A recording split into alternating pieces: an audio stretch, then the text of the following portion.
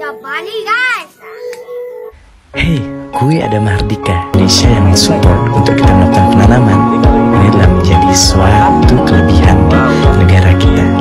Untuk anak muda di Indonesia, marilah untuk belajar bertani, untuk belajar menanam. Harus tentukan tempat yang memang sudah strategis dan memang itu untuk jangka panjang, tidak akan dipindah-pindahkan lagi. Karena kegiatan ini juga sangat beresiko tentunya guys. Oke, lanjut. Salam sehat, Kaya luar biasa.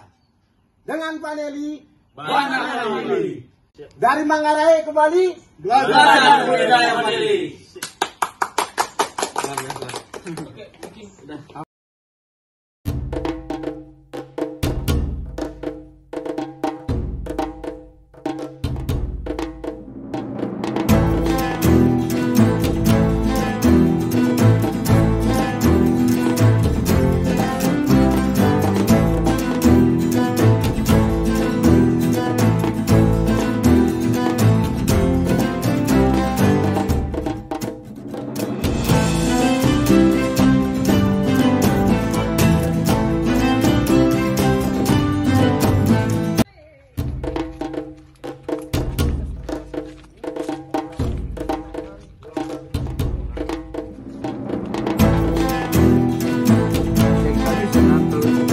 Akan lebih banyak lagi turun dari atas.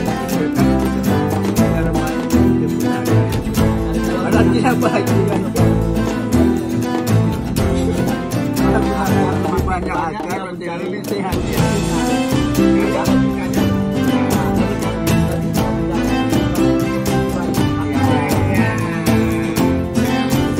Yang baru Pak. Ya. Karena begini Pak, karena panen ini dia hampir sama seperti manusia Pak. Dia lahir anggap keluar tunas Pak, dia mengeluarkan akar udara 2 Pak untuk merambat Pak ya. Saya belajar gamal kan, merambat ini kan akar udara Pak, dia tidak panjang dia Pak. Nah, setelah misalnya lewat ya, sehingga akar udara ini sudah diproduksi, baru akan mengeluarkan akar gantung Pak. Boleh Pak, kalau Bapak potong akar udara 2, pasti akan mengeluarkan akar gantung Pak. Karena manusia kalau lahir sempurna Pak ya, dia akan kepala pengaturan sulur dan pemotongan akar-akar udara yang tidak produktif Pak. Akar udara itu ya, itu penting. Akar udara yang sudah memang itu dibersihkan Pak. Ya, kenapa? Dan kalau misalnya nanti ada akar gantung yang mencari nutrisi, itu beberapa persennya juga harus dikurangi dan beberapa persennya harus dihilangkan. Itu kita semprot, tapi diawali dengan bahan-bahan yang sudah tidak mengandung gas sehingga menjadi nutrisi. Betul nggak kira-kira? Karena ketika media ini panas Pak, walaupun kita pakai apa, tidak akan menjadi pupuk yang baik.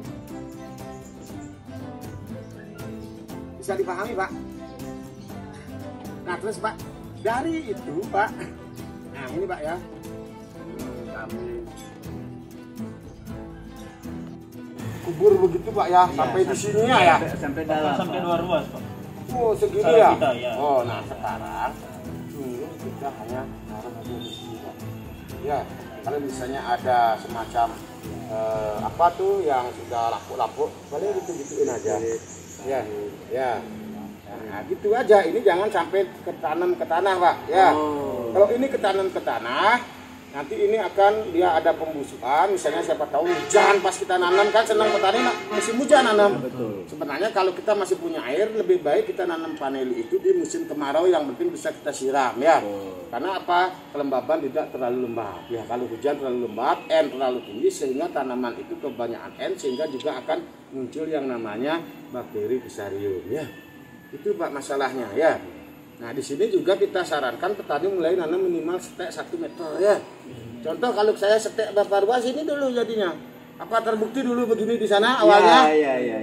Nah, Kecil-kecil. nah itulah mulailah kita belajar dari perkembangan yang ada dan juga kita jangan lupa bahwa kita terus belajar dari alam ya. Karena iklim itu tidak bisa manusia yang mengolah. Tapi bagaimana manusia bisa membuat suatu keseimbangan atas perubahan iklim yang ada, maka wajib hukumnya petani itu harus terus belajar ya. Jangan sombong ketika sekarang kita sudah memiliki ilmu seperti saat ini, tapi besok kalau kita tidak belajar pasti kita akan ketinggalan. Maka intinya petani hebat adalah petani yang terus belajar dari alam dan petani lainnya ya. saya sendiri hanya kebetulan saat ini memulainya duluan seperti bapak-bapak yang datang hari ini. Tapi saya pun akan bisa belajar sama bapak. Ya, karena disinilah dengan paneli kita harus banyak paneli. Di sanalah kita akan mendapatkan sharing dan solusi atas apa yang menjadi masalah petani. Ya, kita jangan sombong dan kita jangan berkecil hati. Walaupun kita punya halaman rumah, kita tanam paneli seperti di rumah saya ini. Ya, ini contohnya kemarin sudah saya panen beberapa kilo dan saat itu ada juga anak-anak magang dari Universitas Udayana di sini. Kita langsung panen, kita langsung sortasi dan kita sudah keringkan, Pak. Nah, tapi kalau untuk saat ini, kalau dulu Bapak menonton YouTube saya, tentu Bapak melihat di sini kan banyak bunganya ya, Pak ya. Apa betul nggak ini yang saya dulu lihatkan itu? Betul. Nyata nggak, Pak ya? Nah, hanya apa? Ketika datang sudah selesai panen, tentu tidak ada buahnya seperti dulu. Tapi bentuknya, ininya, tempat saya ini kan sama ya. Nah, itulah kita mulai belajar apa adanya, jangan terlalu berlebihan. Karena apa? Kalau saya sendiri mengasih penjelasan baik materi dan praktek itu sesuai dengan kami sebagai petani. Karena saya belajar bagaimana kalau kita sesama petani, kita mulailah belajar memberikan materi dan bahasa yang memang dipahami petani. Begitu juga saya akan belajar kalau teman-teman yang belum jadi petani, misalnya pensiunan dari kantoran, bagaimana juga saya harus belajar memberikan transfer apa yang saya miliki kepada beliau-beliau yang mau belajar lagi. Ya, karena hidup ini butuh terus belajar ya. Oke, nah itu. Nah, pun Anda berada hari ini saya lanjutkan untuk sedikit menunjukkan bahwa jenis paneli itu di Indonesia yang kita ketahui dengar-dengar di media atau dimanapun, bagi petani yang belum tahu sejatinya bagaimana perbedaan planifolia dan Tahiti, hari ini saya di Pondok Paneli, saya punya sedikit percontohan akan saya sampaikan kepada bapak-bapak. Ternyata perbedaan planifolia dengan Tahiti jauh berbeda dan gampang dilihat, Pak. Dari segi daunnya seperti ini. Nah, kalau planifolia kan seperti ini, Pak ya. Kalau Tahiti juga seperti ini dia ya. Ya, cenderung juga daunnya ini akan lebih panjang daripada bukunya, Pak. Ah, kan? Ya, Pak ya. Nah, ini saya datangkan dari Papua Nugini, Pak ya. Ya, kita tidak hanya cerita. Karena lebih baik kita walaupun sedikit tapi aslinya kita tahu daripada hanya kita banyak dengar ataupun cerita-cerita tapi aslinya tidak ada, Pak. Disinilah kita belajar apa adanya, karena apa adanya itu merupakan suatu komitmen kita sudah melakukan suatu kejujuran. Jadi petani butuh kejujuran, Pak. Kalau tidak jujur, paneli tua kita bilang mudah, paneli muda kita bilang tua, hanya kualitas kita rendah, maka Indonesia bisa di blacklist oleh luar negeri sehingga kita tidak ada yang beli buah paneli lagi. Ya, akhirnya apa? Kita jadi petani akan rugi.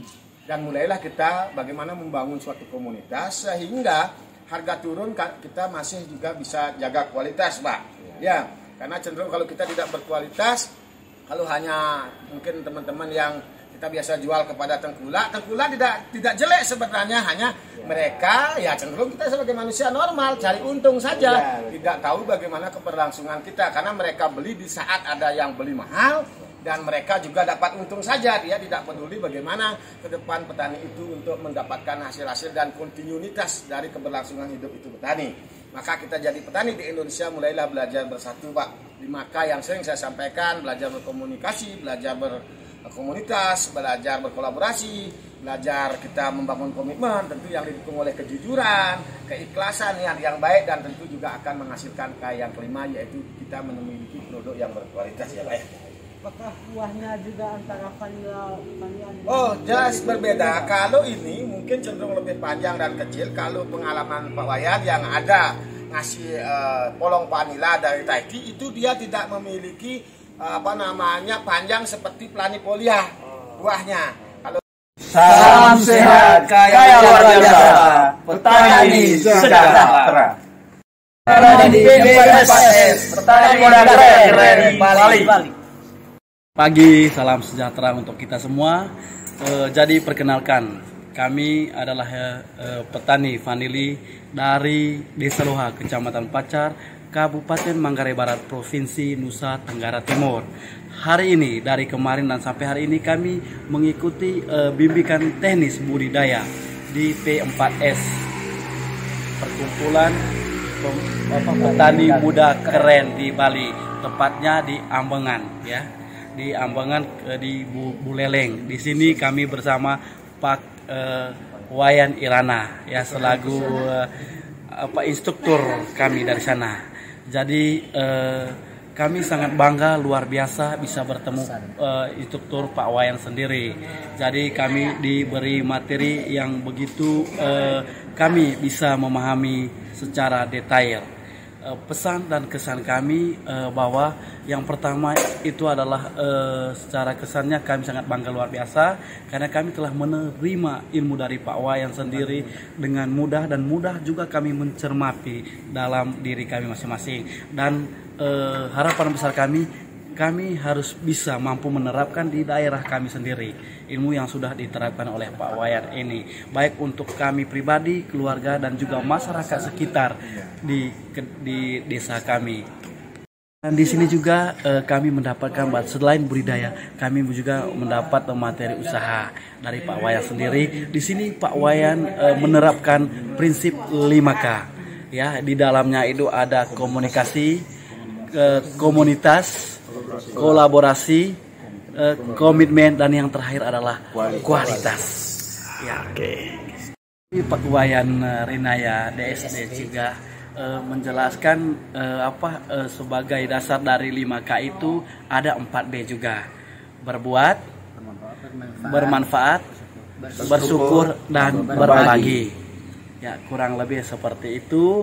Jadi kami mengharapkan metode yang diterapkan oleh Pak Wayan ini dapat berguna bagi kami. Dan kami menyampaikan banyak terima kasih, dan harapannya semoga ini bukan pertemuan yang pertama dan terakhir, tetapi ini awal dari kerjasama yang kedepannya akan menghasilkan pertumbuhan ekonomi di pribadi kami masing-masing. Oke. Salam sehat.